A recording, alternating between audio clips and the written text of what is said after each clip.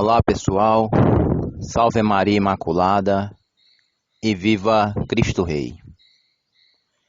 Sou um dos membros do núcleo do Partido dos Cristeiros. E hoje eu gostaria de falar um pouco sobre as aparições de Nossa Senhora em Fátima, Portugal, no ano de 1917. Porém, antes disto, gostaria de pontuar alguns fatos históricos. Entre os anos de 1595 e 1596, este biênio, aconteceu a União de Brest, quando ucranianos e bielorrussos, com apoio do rei polonês Sigismundo III Vasa, tentaram voltar à comunhão com Roma, mas foram perseguidos pelo Império Russo. E foi assim que começou a divisão entre a Igreja Greco-Católica e a Greco-Ortodoxa na Ucrânia. A Ucrânia possui atualmente 10% de católicos. E dentre os ortodoxos, que é a imensa maioria daquela população, algo em torno de 70%, a esmagadora maioria é formada por ortodoxos que são contra o patriarcado russo. Em 2019, houve o apartamento formal entre a Igreja Ortodoxa Ucraniana e a Igreja Ortodoxa Russa. Diferentemente da Rússia, que a população católica gira em torno de 0,1% e 0,5%, justamente pela falta de liberdade. Nem mesmo os papas tiveram a permissão de pisar em solo russo, assim como não é permitido pisar em solo chinês. Ambas são nações comunistas. Enquanto isto, os maometanos possuem extrema liberdade em solo russo, assim como os filhos da estrela de Saturno, aquela estrela de 6 pontas. Inclusive, estes últimos são convidados por Putin para migrarem da Europa para a Rússia. A fraternidade sacerdotal São Pio X não tem liberdade alguma na Rússia. Temos um membro do núcleo do Cristeiros que morou quase uma década em Moscou para estudar na Universidade Espacial de lá. Ele assistia à Santa Missa da Fraternidade numa cripta debaixo do cemitério. A Rússia foi a primeira nação do mundo a legalizar o aborto no ano de 1920, sobre a ditadura comunista de Vladimir Lenin, que já defendia o aborto publicamente desde 1913. Esta nação bolchevique já matou mais de 200 milhões de crianças abortadas, ficando atrás apenas da China, que já matou mais ou menos o dobro. E em terceiro lugar e quarto estão os Estados Unidos e a Inglaterra, que já mataram algo em torno de 70 milhões de crianças abortadas cada nação. O catolicismo na Rússia foi esmagado na década de 1930 por Stalin. E este só proibiu a legalização do aborto em 1936, porque a população russa estava em queda acentuada. O nome do decreto abortista na Rússia era Saúde da Mulher, a mesma estratégia que as feministas continuam defendendo atualmente para tentar legalizar o infanticídio fetal nas nações. Putin já disse que gosta das ideias comunistas e socialistas e ainda guarda com cuidado a sua carteira de filiação ao Partido Comunista Russo. Em 2011, Kirill, o patriarca cismático russo, ex-agente da KGB, entre aspas, ex-agente, quando felicitou o comunista Fidel Castro pelos seus 85 anos, disse que o ditador cubano foi um exemplo de altruísmo à pátria. Em 2015, Kirill chamou de heróico o período soviético. Ainda em 2015, no encontro de Putin com a ministra alemã Angela Merkel, o presidente russo defendeu o pacto nazi-soviético Molotov-Ribbentrop, que inclusive foi o responsável por dividir a Polônia ao meio durante a Segunda Guerra. Existe um histórico de conivência entre a Inglaterra, os Estados Unidos e a Rússia. Depois leiam sobre a Conferência de Yalta, que envolveu Churchill, Roosevelt e Stalin. E também leiam sobre o Lead-Lease, que envolveu os Estados Unidos, a Inglaterra, a China, a União Soviética e a França. Não vou entrar em detalhes para não me estender. Em 2016, foi declarado pelos comunistas russos o ano do Stalin, em comemoração aos 80 anos da Constituição Soviética. E em Penza, cidade russa a 600 quilômetros de Moscou, foi inaugurado o Centro Stalin. A Rússia de Putin, este que admira o Stalin e a União Soviética, gastou só em 2021 algo em torno de R$ 1 milhão para manter a múmia de Lenin com aparência de vivo. E vejam que isto já acontece anualmente, desde 1924, ou seja, há quase um século. E no ano 2000, quando Putin reformulou o hino russo, ele o fez inspirado no hino da União Soviética. Entre os anos de 1932 e 1933, a União Soviética de Stalin assassinou mais ou menos 7 milhões de ucranianos através da fome, dentro da própria Ucrânia. Este genocídio ficou conhecido como Holodomor. E como é possível escutar de alguns católicos renomados que o eixo que envolve a China, a Rússia, o Irã, a Palestina, a Coreia do Norte e a Venezuela foi formado no intuito de combater a imoralidade ocidental? É a mesma conversa que escutamos dos rusófilos que chamam a nova União Soviética de eurasianismo. Este eixo comuno-islâmico é a mesma porcaria do eixo liberal sionista, que é composto pela Inglaterra, França, Estados Unidos, Holanda, Alemanha e o Estado Rothschild de Israel. O ódio russo e maometano contra a Europa não é de agora, mas desde quando a Europa era católica. E eles não conseguiram vencê-la.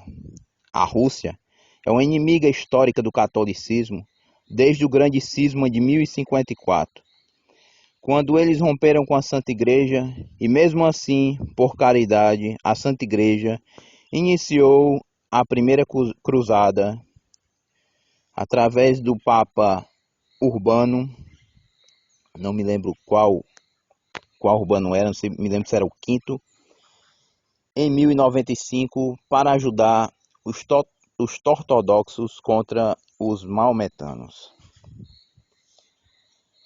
E mesmo assim, os russos agradeceram de forma ingrata, pois atualmente são inimigos dos católicos e amiguchos dos maometanos. Inclusive, o Putin já falou que a Igreja Ortodoxa é muito mais próxima do islamismo do que do catolicismo. Os bispos russos foram os únicos que rejeitaram participar do Concílio Vaticano I em 1870. E os patriarcas cismáticos russos aceitaram fazer parte do Concílio Liberal Vaticano II depois que assinaram juntamente com os bispos modernistas o desgraçado Pacto de Médici, em outubro de 1962, ou seja, 2 meses antes de iniciar o Concílio Vaticano II. Este pacto maldito foi assinado entre o cardeal modernista Tisserand e entre o metropolita comunista Nikodin. Assim, os hereges orientais submetidos ao comunismo acertaram com os hereges ocidentais submetidos à maçonaria, que não mencionariam durante os trabalhos do concílio o assunto comunismo e muito menos falariam sobre a consagração da Rússia ao Imaculado Coração de Maria. Se este concílio Vaticano II era para existir, ele deveria ter condenado o modernismo e o comunismo. Mas como foi um concílio que rompeu com os 20 concílios católicos, ele fez justamente o contrário. Utilizou-se da estrutura católica para propagar o comunismo e o modernismo.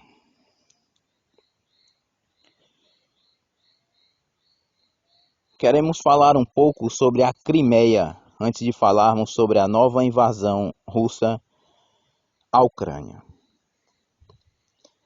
O que aconteceu com a Crimeia foi quase a mesma coisa que a Inglaterra apóstata fez com a Irlanda, outrora católica, quando exportava hereges ingleses para gerar um caos interno e depois usurpá-la, dividindo a Irlanda católica ao norte como Irlanda do Norte, socada de protestantes que perseguiram os católicos, e ao sul ficou a Irlanda católica, que atualmente demonstra uma apostasia generalizada, lamentavelmente.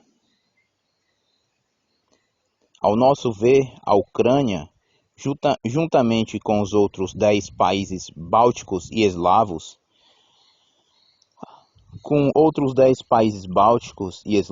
alguns dentre eles já pertencentes à OTAN, deveriam sair e criar um bloco regional. São estes: Polônia, Ucrânia, Áustria, Bulgária, República Tcheca, Eslováquia, Eslovênia, Letônia, Lituânia e Estônia. Ficaria um bloco com mais ou menos 125 milhões de habitantes que poderiam se ajudar militar e rapidamente, sem esperar a ajuda do Ocidente, que neste caso não veio à Ucrânia. Em 1994, a Ucrânia cometeu um erro gigantesco ao se desfazer do seu arsenal nuclear, através do Tratado de Budapeste, assinado com a Rússia, os Estados Unidos e a Inglaterra. A Ucrânia possuía o terceiro maior arsenal nuclear do planeta, e se isto ainda estivesse em poder ucraniano, a Rússia não teria tido peito para invadi-la. Os russos já chegaram em Chernobyl, que possui muito material a ser usado em programas nucleares. Nós do Cristeiros não estamos do lado da OTAN e muito menos do lado da Rússia. Apesar desta última ser o próximo flagelo divino, conforme as profecias de Nossa Senhora de Fátima, é a mesma que continua a espalhar os seus erros pelo mundo. reafirmamos que estamos do lado do povo ucraniano, que permitiu o florescimento, por exemplo, da fraternidade sacerdotal São Josafá Konciwiecki. E com relação ao posicionamento do Bolsonaro, ele continua sendo um parasita frouxo, pois quando foi para os Estados Unidos, bateu continência para a bandeira estadunidense. E agora que foi para a Rússia, levou uma coroa de flores para colocar no túmulo do soldado desconhecido da União Soviética. Logo ele que disse ser contra o comunismo, né? A Rússia ainda não foi consagrada ao Imaculado Coração de Maria, conforme o pedido de Nossa Senhora em Fátima, do ano de 1917, quando também foi iniciada a Revolução Comunista na Rússia. E esta ainda não cumpriu o seu papel apocalíptico, que é o de aniquilar várias nações. Aniquilar significa dizimar. E ao longo do século XX, a Rússia chegou a fazer perto disto apenas com a Polônia e a Ucrânia. Em 31 de outubro de 1942, Pio XII consagrou o mundo ao Imaculado Coração de Maria. Em 8 de dezembro de 1842, novamente Pio XII consagrou o mundo ao Imaculado Coração de Maria, porém citando a Rússia. Em 7 de julho de 1952, Pio XII consagrou todos os povos da Rússia ao Imaculado Coração de Maria.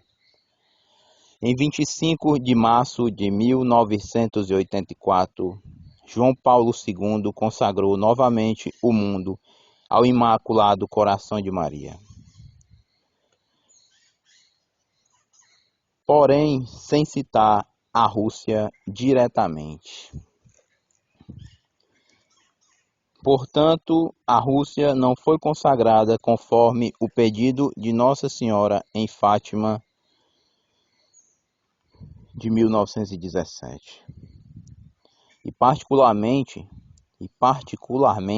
creio que até o ano de 2029 muita coisa ruim poderá acontecer, pois em 13 de junho de 1929, estando a irmã Lúcia a viver em Tui, na Espanha, Nossa Senhora pediu a consagração da Rússia com as seguintes palavras: é chegado o momento em que Deus pede para o Santo Padre fazer, em união com todos os bispos do mundo, a consagração da Rússia ao Imaculado Coração de Maria.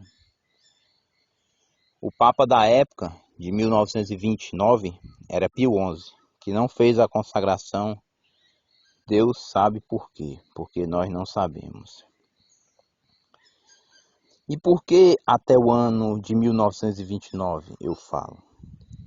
Pois fará 100 anos do pedido de Nossa Senhora em Tui. Assim como a Revolução Francesa, aconteceu exatamente 100 anos depois que o pedido do Sagrado Coração de Jesus foi rejeitado pelo rei da França, Luís XIV, o rei Sol eclipsado. Nossa Senhora também nos pediu jejuns, penitências e orações, em especial a reza do Santo Rosário e a devoção reparadora ao Imaculado Coração de Maria dos primeiros sábados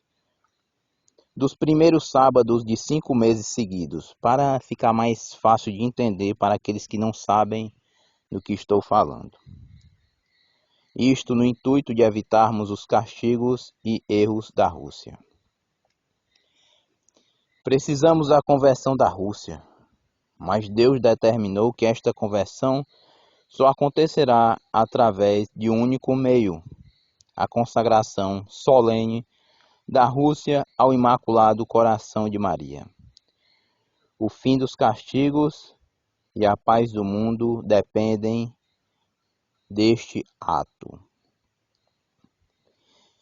Então não é tarde demais para a consagração da Rússia, dado que os erros da Rússia já se difundiram bastante pelo mundo?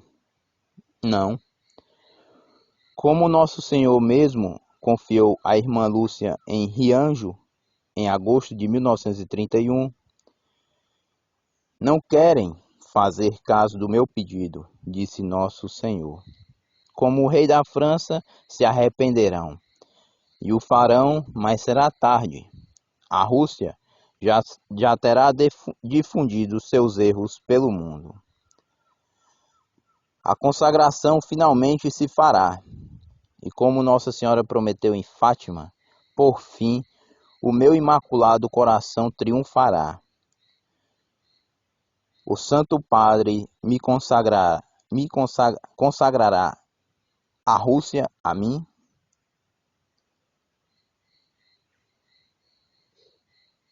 Que se converterá e terá concedido ao mundo algum tempo de paz. Nosso Senhor mesmo confiou à irmã Lúcia, referente à consagração, que nunca será tarde para recorrer a Jesus e a Maria. Sacratíssimo Coração de Jesus, tende piedade de nós. Doce Coração de Maria, sede a nossa salvação. São Vladimir o Grande, rogai por nós. São Josafá de Concevic, rogai por nós. Santo André de Bóbola, rogai por nós. Imaculado Coração de Fátima, rogai por nós.